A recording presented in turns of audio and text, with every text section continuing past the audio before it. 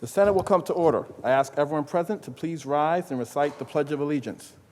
I pledge allegiance to the flag of the United States of America and to the republic for which it stands, one nation, under God, indivisible, with liberty and justice for all. In the absence of clergy, let us bow our heads in a moment of silent reflection or prayer.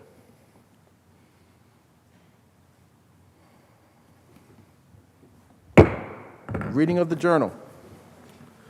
In Senate, Tuesday, February 2nd, 2021, the Senate met pursuant to adjournment. The journal of Monday, February 1st, 2021 was read and approved. On motion, Senate adjourned.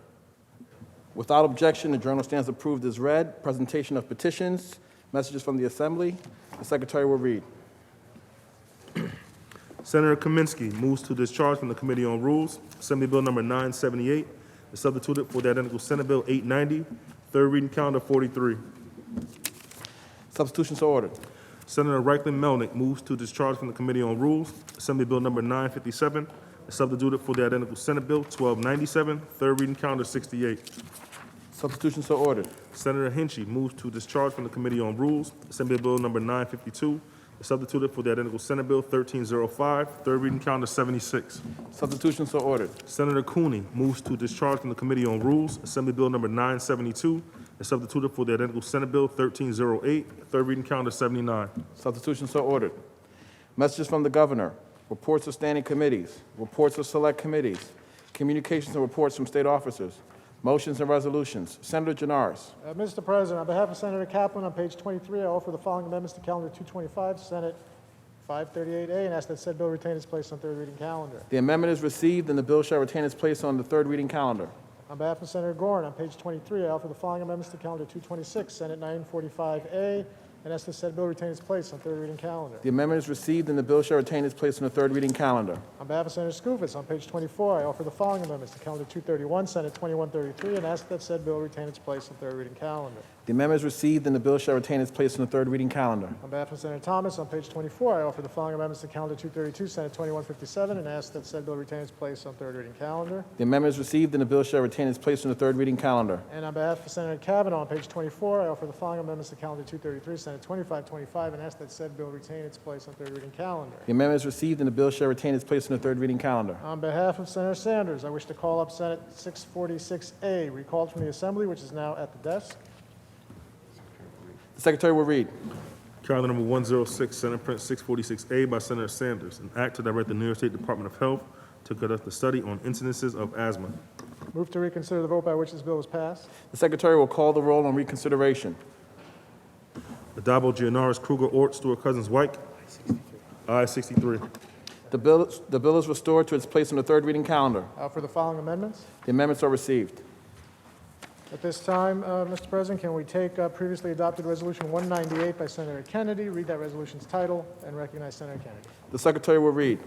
Senate Resolution 198 by Senator Kennedy, mourning the death of Joseph F. Krangle, distinguished citizen and devoted member of his community. Senator Kennedy on the resolution. Thank you, Mr. President. I rise today to honor Joseph Krangle, an outstanding leader in local and statewide government and someone who often served as a mentor and advisor to those entering the realm of public service. Joe Krangle was Buffalo born and bred, the son of Irish immigrants, and a member of the first graduating class at Bishop Timon High School in South Buffalo. He dipped his toe into politics for the first time when he got involved in student government at Canisius College, and later went on to serve as Erie County Democratic chairman for 23 years throughout the 1960s, 70s, and 80s.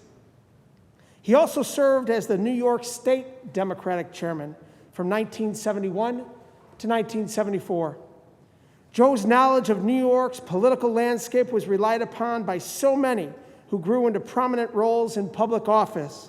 People like United States Senators Robert Kennedy, Edward Kennedy, Daniel Patrick Moynihan, and even former President Lyndon B. Johnson. He believed wholeheartedly in fostering our democracy by building strong leaders to uphold its foundation, and committed his life to helping those individuals succeed by serving the public with honor, dignity, and a love for our country. While he never ran for office himself, Joe was a power player behind the scenes. He was someone you could count on to get things done. He was deeply involved in the community he raised his family in as well, serving as a member of the Community Foundation for Greater Buffalo, as well as a Eucharistic minister at St. Mark's Catholic Church in North Buffalo. He was a family man through and through, a beloved husband, father, and grandfather. Joe didn't just serve our community, he also proudly served our country, spending 10 years in the Army Reserve. Public service wasn't simply an opportunity in Joe's eyes, it was a clear representation of how much one cared for his state and this nation, and a commitment to making it better. We lost Joe earlier last month. It was a heavy day, but one that made many reflect on their shared memories with him and how he helped encourage them to pursue a path toward creating policy and effectuating real change.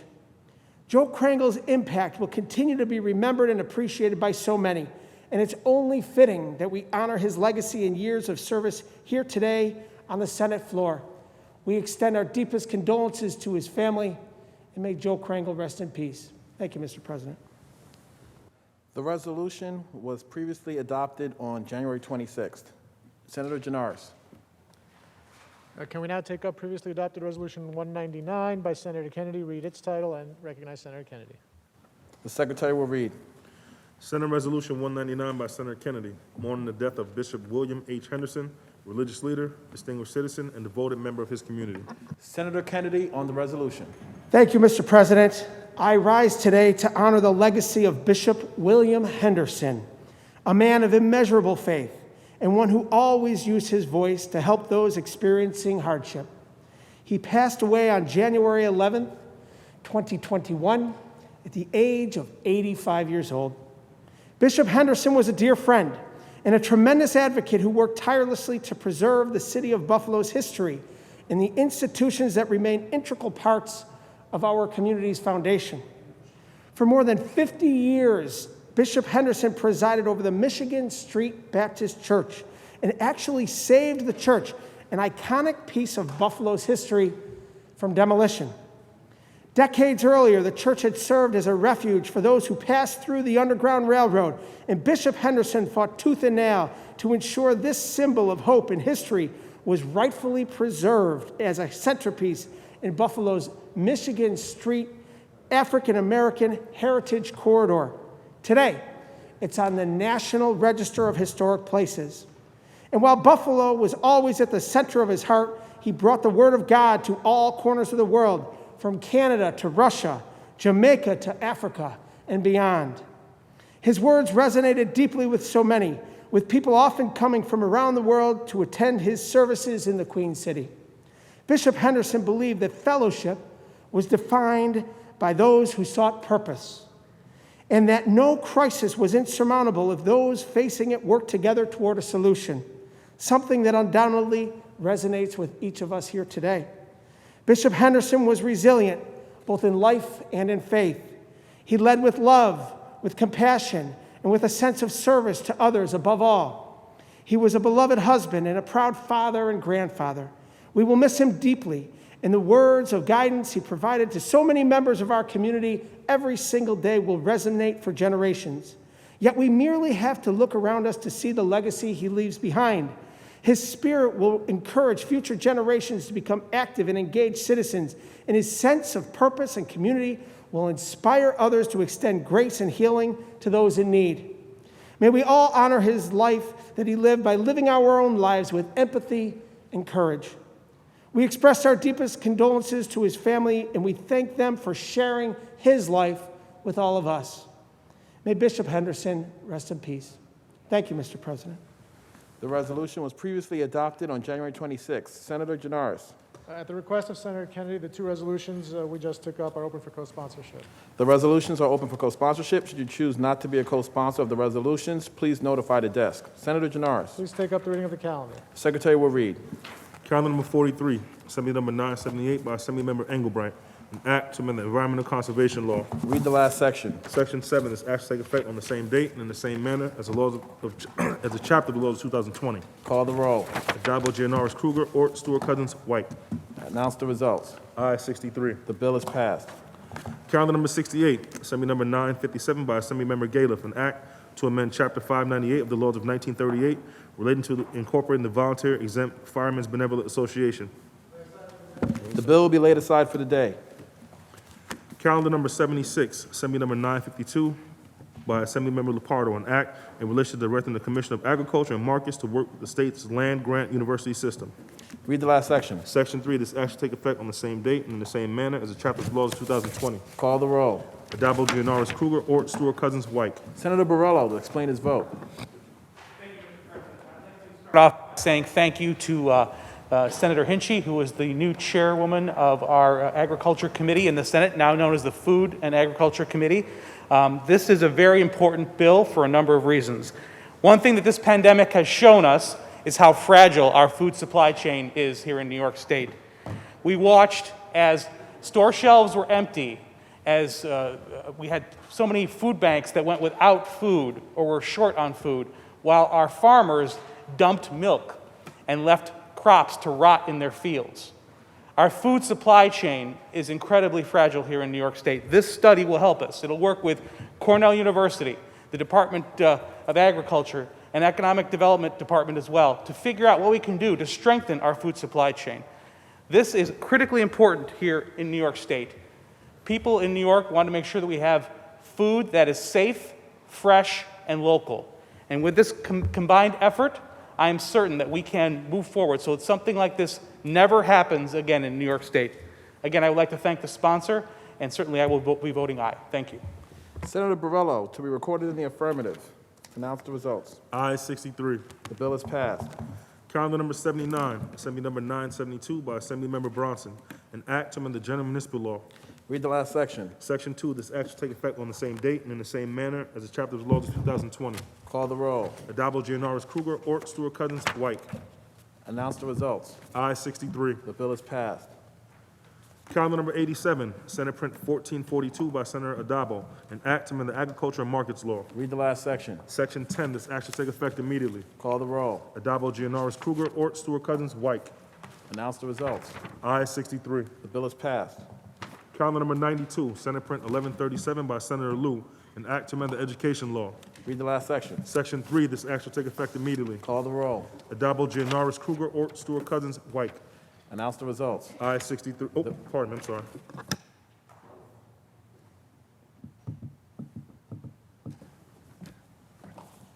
Call the, announce the results. In relation to calendar number 92, those senators voting in the negative are Senators Akshar, Gallivan, Jordan, Oberacker, O'Mara, Ort, Ritchie, Steck, and White. Ayes 54, nays 9. The bill is passed.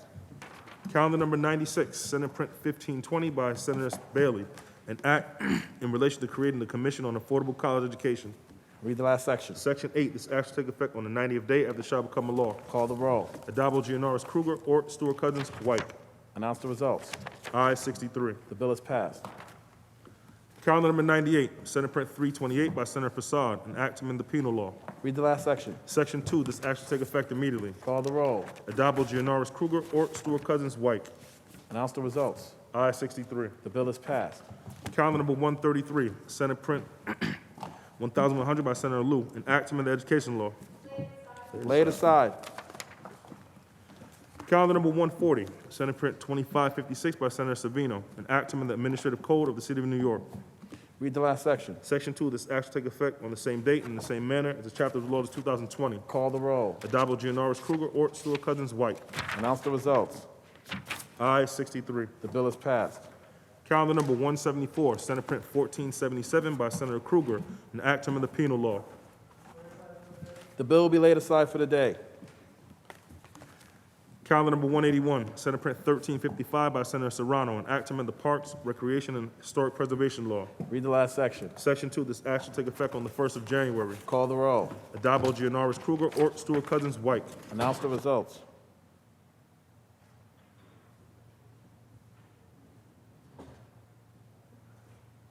In relation to calendar 181, voted in negative, Senator Jordan. Ayes 62, nays 1. The bill is passed. Calendar number 182, Senate Print 1924 by Senator Jackson, an act to amend the Arts and Cultural Affairs Law. Read the last section. Section 3, this act shall take effect immediately. Call the roll. Adabo, Gianaris, Kruger, Ort, Stewart Cousins, White. Senator Jackson to explain his vote. Thank you, Mr. President. For clarification, is this regarding Senate Bill 1924? Yes, it is. Thank you, Mr. President. So, my colleagues, I rise this morning in order to speak about the Amistad Commission. The Amistad Commission was formed by the legislature in 2005 to review the state curriculum regarding chattel slavery. Currently, the Amistad Commission is placed in the State Department. However, a report issued by the State Department in 2016 recommended that the commission be moved into the State Education Department, which is where it should have been placed when the commission was formed. All people should know and remember the dehumanizing atrocities committed during African slave trade and slavery in the Americas, and consider the legacy of that violent system of exploitation in this country. The Amistad Commission was named in honor of a group of enslaved Africans who led a famous slave revolt in a Spanish slave ship in 1839. The ship was seized by the U.S. Navy off Long Island's coast and taken to Connecticut, where the U.S. Supreme Court, highest court in the state of New York, of the United States of America, eventually granted those slaves freedom. As we approach the 500th anniversary of Monte Alegre Rebellion in Santo Domingo, which is now in Dominican Republic, in 1521, the first historically recorded rebellion of enslaved black people in the Americas, it makes sense to reevaluate the work of the Amistad Commission. To better connect their work to the New York State educational curriculum, this bill moves the commission from the Department of State to the Department of Education. It's a very simple, common sense fix that advocates support. I hope you join me in voting aye so that we can continue the work of educating our young and older people about the history of chattel slavery and the legacy of white supremacy in our country, especially after the uprising for Black lives this past summer showed how far we still have to go. I think we can all agree those who do not learn history are doomed to repeat it. And finally, I'd say, Mr. President, that my office has received phone calls today and yesterday about, this is not the right approach. We should be doing something else. And I'm saying, nothing has been done. The time is now. What are we waiting for? It's like you have a pot of food that's been sitting on the oven for an hour, and then a family member is ready to eat. What do? You stir the food to make it fresh again. And that's what this is about, making history so that everyone will understand what this was about. Mr. President, I vote aye on this. Senator Jackson to be recorded in the affirmative. Announce the results. Ayes 63. The bill is passed. Calendar number 228, Senate Print 1984 by Senator Jackson, an act to amend the education law. Read the last section. Section 2, this act shall take effect immediately. Call the roll. Adabo, Gianaris, Kruger, Ort, Stewart Cousins, White. Senator Jackson to explain his vote. Thank you, Mr. President. This relates to directing the commissioner to convene a statewide and regional conventions to bring together underrepresented educators. So, my colleagues, I rise to explain my sponsorship of this bill. Being a teacher from an underrepresented racial or ethnic group can be very isolating and make it hard to do your job well. New York has a teacher diversity problem. 80% of teachers are white, when most students aren't. In public schools across New York, the number of minority students long surpasses half the total student population, fueled by central urban districts where 9 out of 10 students are not white. Yet only about 15 to 20% of New York State teachers are people of color, with over 200 school districts not employing one single non-white teacher. The percentage of educators of color has been stubbornly stagnant since, and its growing body of research shows a diverse teacher workforce positively affects the entire student population.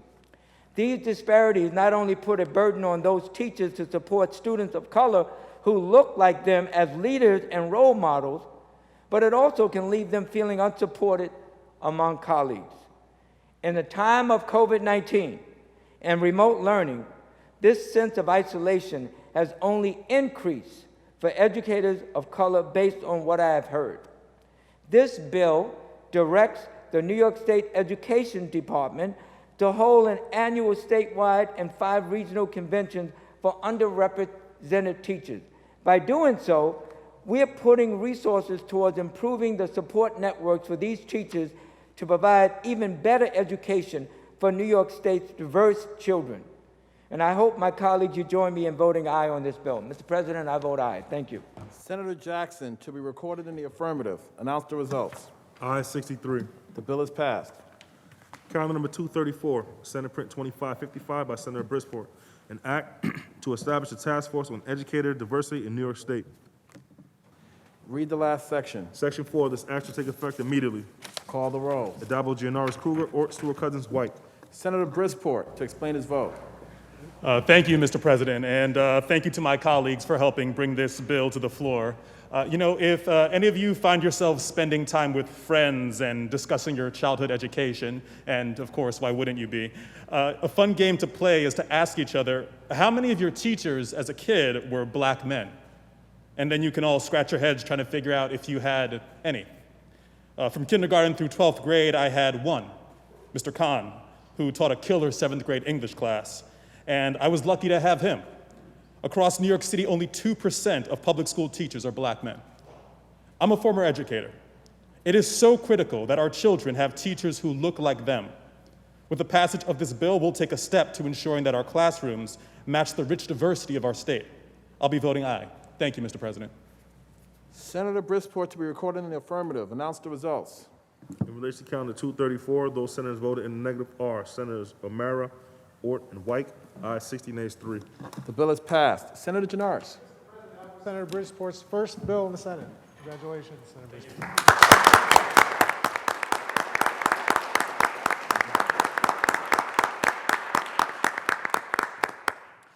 Senator Gianaris, that completes the reading of today's calendar. Can we now move to the reading of the controversial calendar?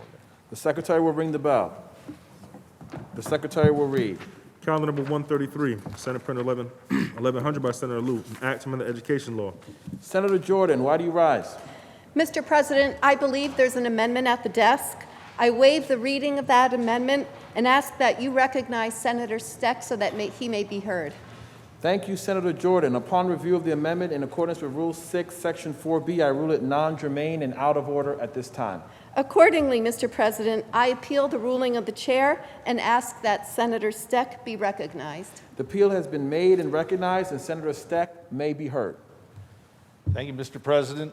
I rise to appeal the ruling of the chair.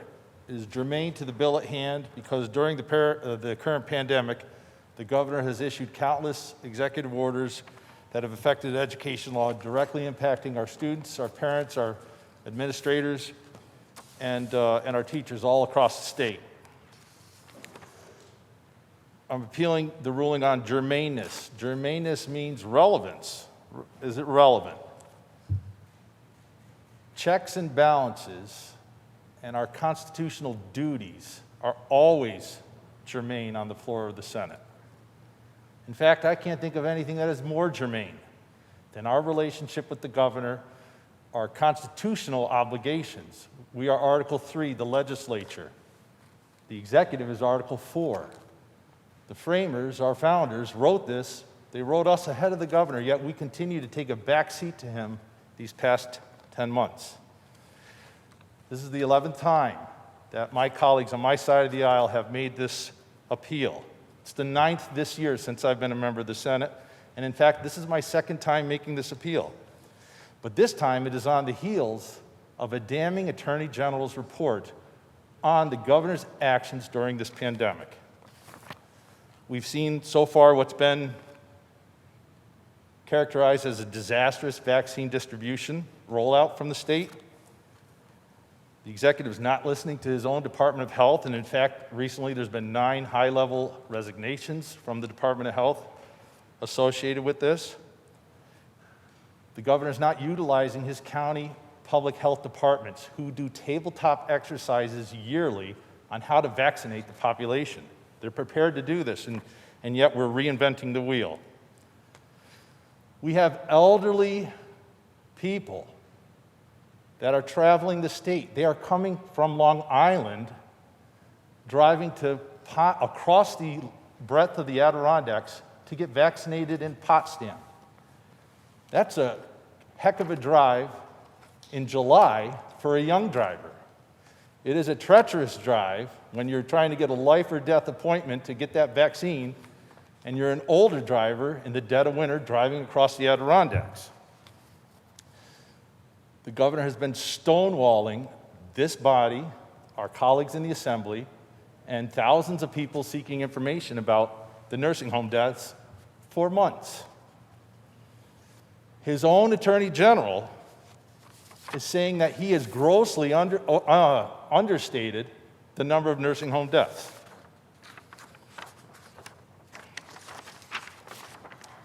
So I would say under the best of circumstances, any legislature should be cautious about ceding any extra authority to any executive. But now we're 11 months into this pandemic and these emergency powers. The urgent day-to-day nature of needing an executive to make an hour-to-hour decision are long past. They're months past.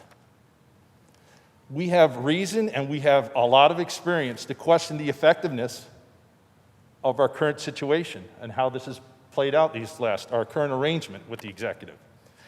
And unfortunately, and more recently, we have great reason to doubt the accuracy of information that we are being given by the executive. So this is very germane to our work, our constitutional obligations, and our responsibilities to the people that elected all 63 of us and the 150 in the Assembly. So for those reasons, I beseech the chair to reconsider, to rule this germane, and allow this reestablishment of co-equal branches of government to occur. But with that, I will also remind everyone that you do not need a hostile amendment brought every day of session forward in order to achieve that. For those that are watching at home, paying attention, or you're watching this online, all it takes is the 2 majorities to decide that they're going to put it on the agenda. I know how I answer these questions when I get the calls in my district office. I know how I answer these questions when I'm in the grocery store. I know how I answer these questions of my friends and neighbors, the people that elected me, when they say they're not happy with the current situation, that they want us to reassert ourselves and take all the decision-making power, good and bad, out of one person and restore our order to the normal operation. I know how I answer these questions. I've been answering these questions for months. My great mystery is I want to know how some of my colleagues are answering these very questions. Thank you, Mr. President. Thank you, Senator Steck. I want to remind the House of the voters on the procedures of the House and the ruling of the chair. Those in favor of overruling the chair signify by saying aye. Mr. President, by unanimous consent, please waive the showing of hands and record each member of the minority in the affirmative. Without objection, so ordered. Announce the results. Ayes 20. The ruling of the chair stands and the bill in chief is before the House. Are there any other senators wishing to be heard? Seeing and hearing none, debate is closed. The secretary will ring the bell. Read the last section. Section 2, this act shall take effect on the 180th day and shall become a law. Call the roll. Adabo, Gianaris, Kruger, Ort, Stewart, Cousins, White. Announce the results. Ayes 63. The bill is passed. Senator Gianaris, that completes the reading of the controversial calendar. Mr. President, returning to motions and resolutions for a moment on behalf of Senator Kruger, on page 22, I offer the following amendments to Calendar 174, Senate 1477, and ask that said bill retain its place on third reading calendar. The amendment is received and the bill shall retain its place on the third reading calendar. Is there any further business at the desk? There is no further business at the desk. Move to adjourn until Monday, February 8th at 3 p.m., intervening days being legislative days. On motion, the Senate stands adjourned until Monday, February 8th at 3 p.m., intervening days being legislative days.